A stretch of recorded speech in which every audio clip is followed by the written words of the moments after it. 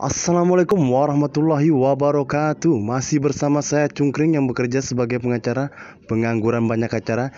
Jikalau kalian suka dengan channel ini, saya mohon keikhlasan hati Anda untuk like, comment, share, dan subscribe agar saya semakin semangat buat kontennya.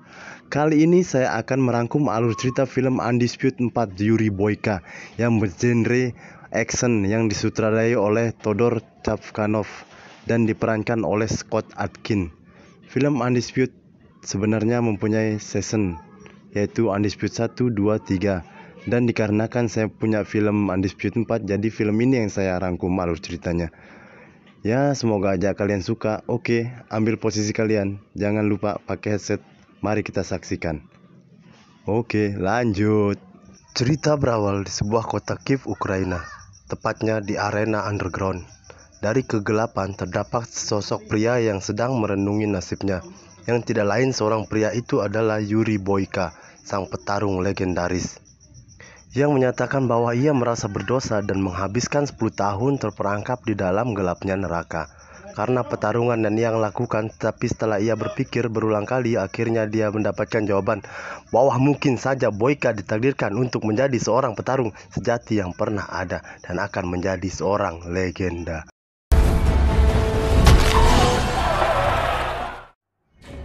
Adegan berpindah di penjara, di mana dulu tempat Yuri Boyka di penjara, yaitu penjara Chornyacholmy di Rusia, di mana kita akan melihat seorang napi bertarung yang memiliki tubuh raksasa. Bahkan untuk membawanya diperlukan sebuah alat khusus dan beberapa anak polisi agar napi tersebut mudah untuk dikendalikan.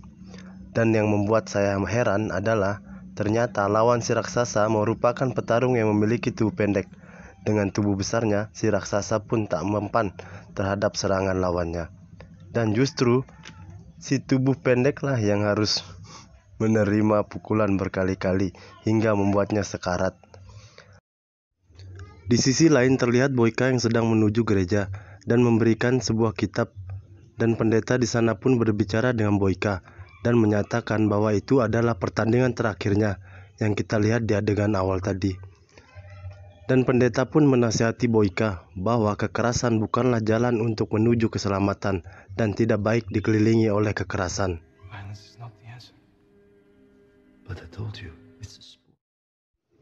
Scene pun berpindah di Kiev Sports Center. Terlihat Boyka bersiap-siap untuk bertanding dalam ajang legal dan profesional, di mana sang manajer memberitahu bahwa lawannya kali ini merupakan petarung yang sama hebatnya dengan Boyka. Mendengar hal itu, tentu Boyka langsung ambisi dan menyatakan, "Dengarkan aku, tidak ada yang lebih hebat selain aku di dunia ini. Camkan itu."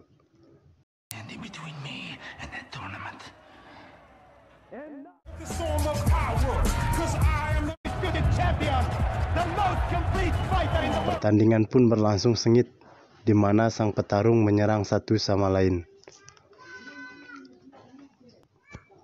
Boyka pun mampu mendominasi menit-menit akhir dan berhasil memukul jatuh lawannya. Tak diduga, sang lawan pun bangkit dan kembali menantang Boyka. Boyka yang memiliki rasa marah melayangkan rentetan pukulan biasa yang membuat si lawan tak sadarkan diri.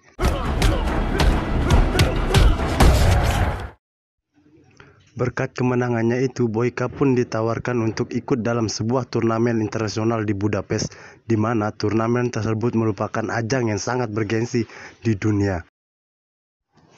Namun kebahagiaan itu seketika pudar tatkala saat Boyka melihat lawannya dilarikan ke rumah sakit karena mengalami geger otak akibat pukulannya tadi. Dari situ Boyka terus dihantui mimpi buruk akan tragedi itu dan tidak bisa tidur nyenyak seperti biasa. Dan yang paling naas adalah saat Boyka baru mengetahui bahwa lawannya semalam sudah meninggal akibat pendarahan dalam otak. He's dead. Boyka pun meminta biodata sang lawan pada sang manajer, lalu memutuskan untuk pergi menemui keluarganya dengan tujuan untuk meminta maaf langsung kepada mereka. Sang manajer pun sempat melarang niatnya itu, karena sebentar lagi dia harus pergi ke turnamen di Budapest. Tetapi karena dia kalah dalam ukuran, Akhirnya si manajer pun mengizinkan Boyka pergi. Di sisi lain kita akan melihat wanita bernama Alma, di mana dia adalah istri dari lawan Boyka yang sudah meninggal, yang kebetulan sedang menghadiri pemakaman suaminya itu. Tak lama muncullah seorang pria yang bernama Zaurab. Zaurab sendiri merupakan seorang mafia Rusia, di mana mendiang suaminya Alma ini memiliki hutang kepada si Zaurab.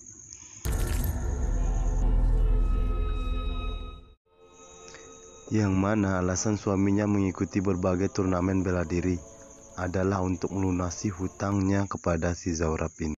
Otomatis setelah mendiang suaminya meninggal, mau tidak mau Alma harus melunasi hutangnya kepada si Zaurab yang berjumlah sangat besar.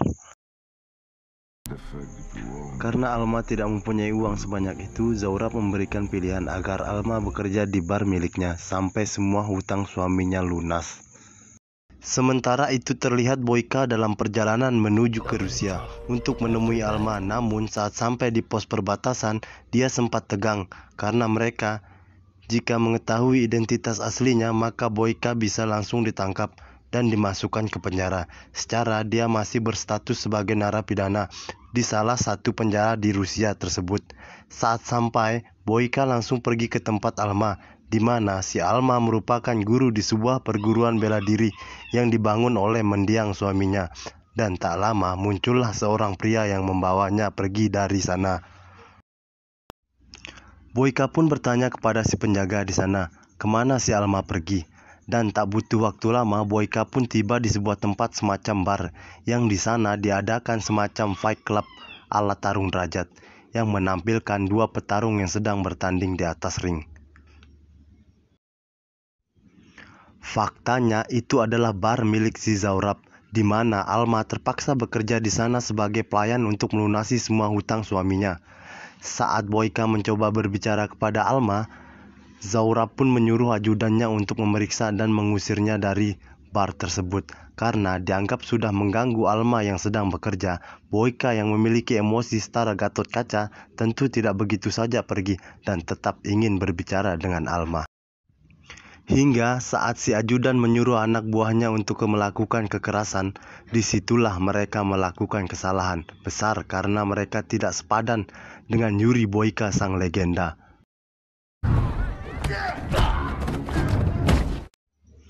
Hingga saat Zaurab datang dan Boyka pun diperingati jangan macam-macam di sana karena Zaurab adalah penguasa di kota tersebut. Sementara itu Boyka yang terus dihantui mimpi buruknya yang membuat dia memutuskan untuk kembali menemui Alma agar rasa bersalahnya dan mimpi buruknya tersebut segera hilang. Ketika sudah bertemu dengan Alma, Boyka pun langsung menjelaskan semuanya bahwa dirinya lah orang yang terakhir bertarung dengan suaminya, sekaligus penyebab suaminya meninggal. Dan tentu saja itu terjadi karena ketidaksengajaan di atas ring. Mendengar hal itu, Alma shock dan tak butuh bantuan dari Boyka, termasuk amplop yang berisi uang yang diberikannya, karena itu tidak akan cukup untuk melunasi hutangnya kepada si Zaurab.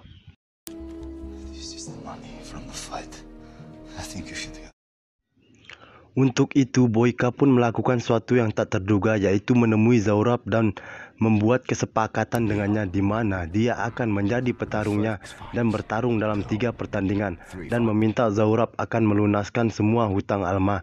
Tak banyak basa-basi, Zaurab pun langsung menyetujuinya. Faktanya si Zaurab ini sudah mengetahui bahwa orang tersebut adalah sang legenda penjara, yaitu Yuri Boyka.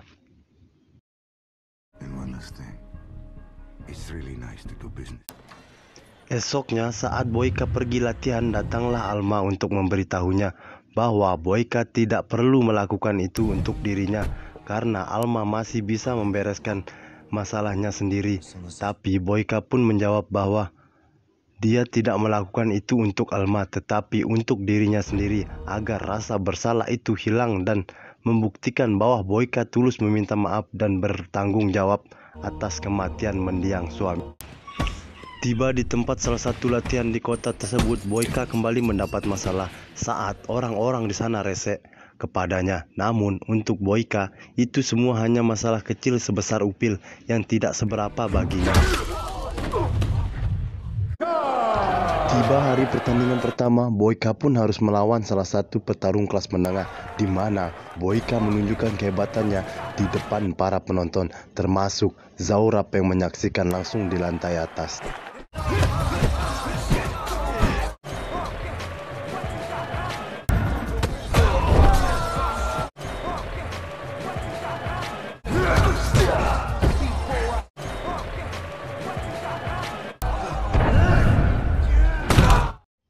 Saat turun dari ring muncullah seorang petarung yang kita lihat tadi, yang dimana dia adalah jagoan Zaurab dan merupakan juara bertahan di bar tersebut, dan berkata, "This is my ring." You must be thirsty. Come by the community center tomorrow. You can use the one there.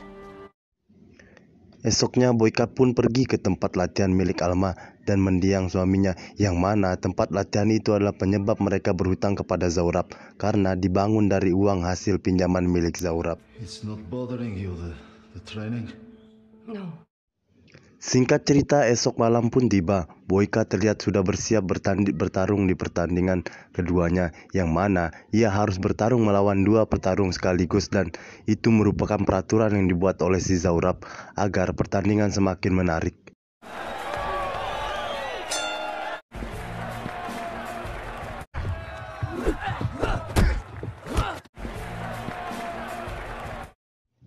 Di menit-menit awal memang Boyka sedikit kesulitan melawan dua petarung tersebut hingga membuat dirinya tersingkur.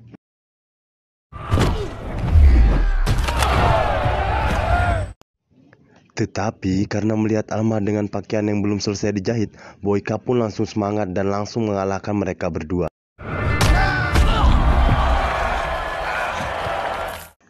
Saat Boyka turun dari ring, Alma pun melihatnya dan merasa bahwa Boyka nampak tulus dengan apa yang dilakukannya, hingga terlihat dari tatapan matanya bahwa Alma sedikit ada ketertarikan pada Boyka yang memiliki badan six-pack dan wajahnya yang sangat tampan.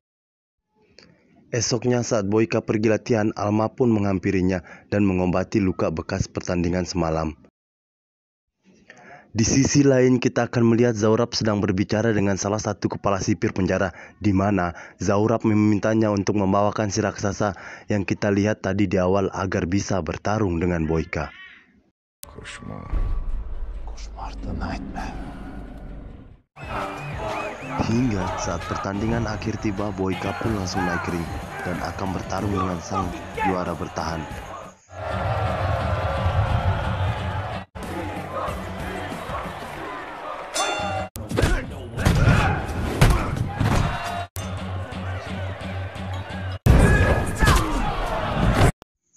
Dan seperti biasa, di menit-menit awal Boyka selalu kesulitan melawan musuhnya, hingga membuat cedera punggungnya semakin parah. Alma yang menyaksikannya pun berkata dalam hati, "Ayo Abang Boyka, kamu pasti bisa." Dengan kekuatan rasa bersalah, Boyka pun kembali bangkit dan langsung menyerang si juara bertahan dengan tendangan yang sering dipakainya.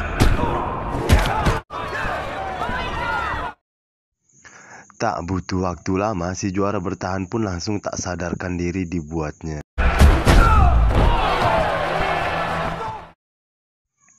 Merasa kesepakatan udah selesai, Boyka pun turun dari ring dan berencana untuk segera pergi dari sana. Namun tak lama muncullah si Zaurab yang mengatakan bahwa kesepakatan belum selesai dan Boyka masih memiliki satu pertarungan lagi melawan petarung raksasa bernama Koszmar.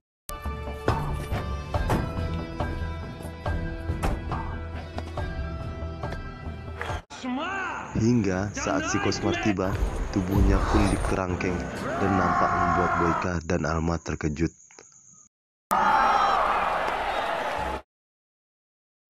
Saat pertandingan dimulai, Boyka pun melayangkan pukulan dan tendangan beberapa kali, namun itu tak mempan terhadap Koszmar.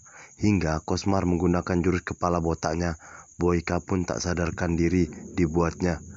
Namun karena filmnya masih belum selesai, Boyka pun bangkit dan menyerang Koszmar. Tapi lagi-lagi Boyka harus merasakan sakit yang luar biasa.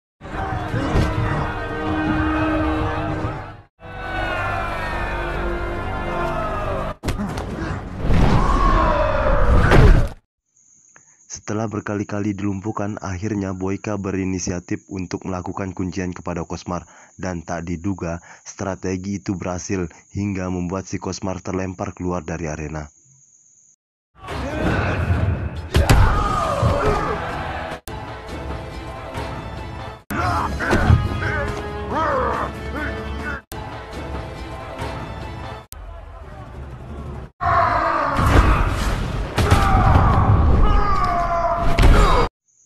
Tak terima dengan itu, Zaurab pun memutuskan untuk pergi dan membawa Alma bersamanya.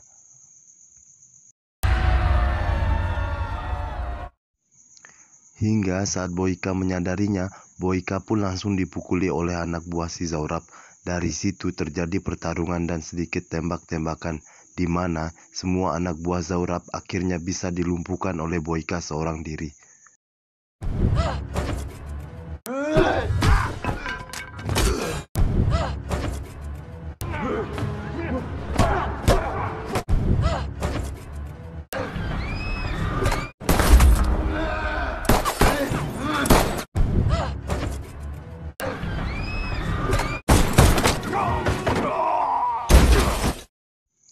Selesai dengan itu, Boyka pun langsung menghampiri Zaurab yang tengah menyandra Alma. Namun saat Alma menggigit Zaurab, Boyka pun langsung menerjangnya dan mencekik si Zaurab hingga tewas. Saat itu juga tak lama muncullah polisi untuk menangkapnya dan memasukkannya ke dalam penjara. Dan Anda tahu ke penjara mana dia dijebloskan? Ya, ke penjara Chornya Cholmi, penjara tempat dia berasal dulu. Beberapa hari setelah itu terlihat Alma menjenguknya untuk menyampaikan terima kasih karena telah mengembalikan martabat dan kehidupannya. Selanjutnya Boyka kembali menjalani takdirnya sebagai petarung penjara paling melegenda.